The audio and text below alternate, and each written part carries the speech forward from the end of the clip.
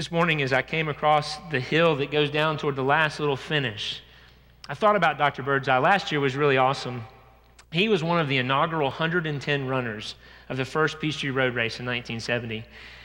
And there was an article about one of his family members in the Peachtree Road Race magazine last year, and through a series of circumstances, I had the opportunity to send him an email. Received an incredible email back from him. He lives out in Oregon now, which for runners, that's kind of God's country. That's where it really kind of all started. We'll talk a little bit more about that next week as we talk about Steve Prefontaine. But Oregon's kind of where it's all at, and he's raised a family, a second family out there, and just sounds like life is going incredibly well. Those were formative times for me.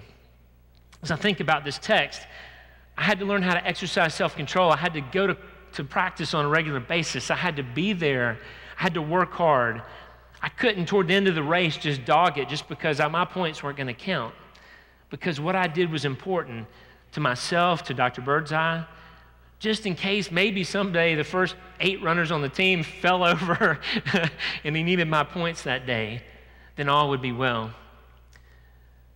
They do it to receive a perishable wreath, but we an imperishable one.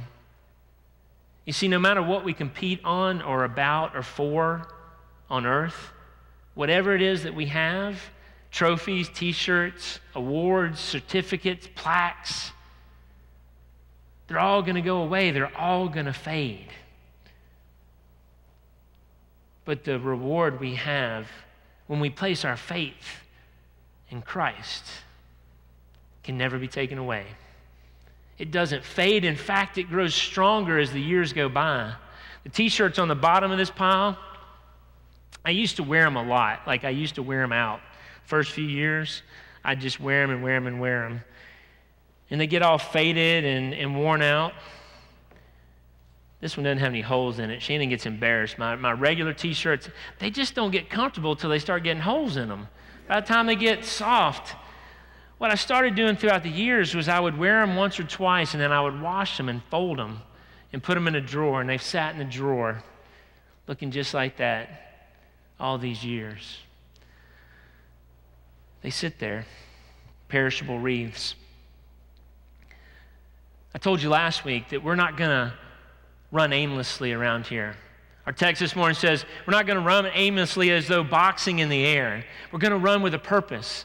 Last week we hit the ground running, and I told you that my first few months I need to learn, I need to listen, I need to absorb. But I can promise you in that process, as I'm learning, as I'm hearing, as I'm absorbing, my goal is for us to begin to understand where we're headed. Because we're not going to run aimlessly. We're not going to shadow box. We're going to do everything with a purpose, with an intent. We're going to do so with discipline. There's kind of a 3-pronged approach I have to just about anything I do in my life, particularly ministry. And that's that it's got to be done with integrity. I can only be who I am and who God created me to be. I can't be anybody else. Atlanta First United Methodist Church, we can only be what it is that God created us to be at this particular time. We can't be any other church or anybody else. Our job is to serve, integrity and service. The one who came before us knelt down and washed the feet of those who wanted to wash his feet. There's a reason that we say on the bottom of our bulletin that we're transforming lives by modeling Christ to the city and beyond. As Jasmine has said this morning, that we're going to be the hands and feet of Christ. We're going to serve. And everything we're going to do will be done with excellence. Now, I have a problem because sometimes my excellence can merge into perfection. That kind of behavior is sinful because we're trying to be something that only God can be. But we can do everything with excellence. That means every day and every way we give the very best, and we are the absolutely exactly who God created us to be. If we are acting with integrity, if we're serving people, and if we're doing so with excellence, all will be well. So these t-shirts. Years ago, what you had to do was get the Sunday edition of the Saturday edition of the Sunday paper. And you had to get that early in the morning and go and cut out the application. And then you had to fill it out, and then you had to take it to the post office, preferably the Far Road post office or the Crown Road post office down near the airport. Because there was a box down there. It was actually a box at Crown Road where you could literally put your Peachtree Road Race application, and it went straight to the Atlanta Track Club. And that's what I did every year for years. I'd go through that whole, and then you'd write your check, and then you'd wait all week the following week to see if your check cleared, and then you knew you got a number. Well, now I'm a member of the Atlanta Track Club. I get my application a couple weeks early, and you can go online, and you can register and give them your credit card number, and you're done. But you still show up, and you get on the start line, and this morning I was in time group 1B. I started just behind those runners that were going to fly down Peachtree. And you run, and there's all kind of cool things along the way. My former church, Peachtree Road's about 1 mile in.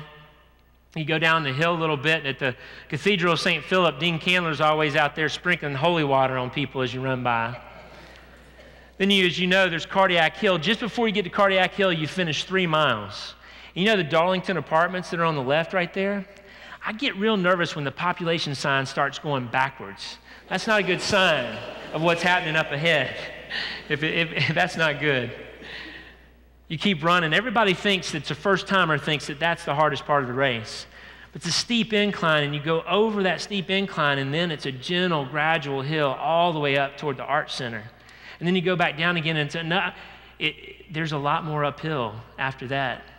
You know, life's a whole lot like that, right? Our Christian journey is not a sprint, but it's a marathon. It's those long, gradual uphills that get us. Every once in a while, we'll have that hump we got to get over, and we get over that hump, and it's okay. But man, those days when they're just long and uphill and a battle,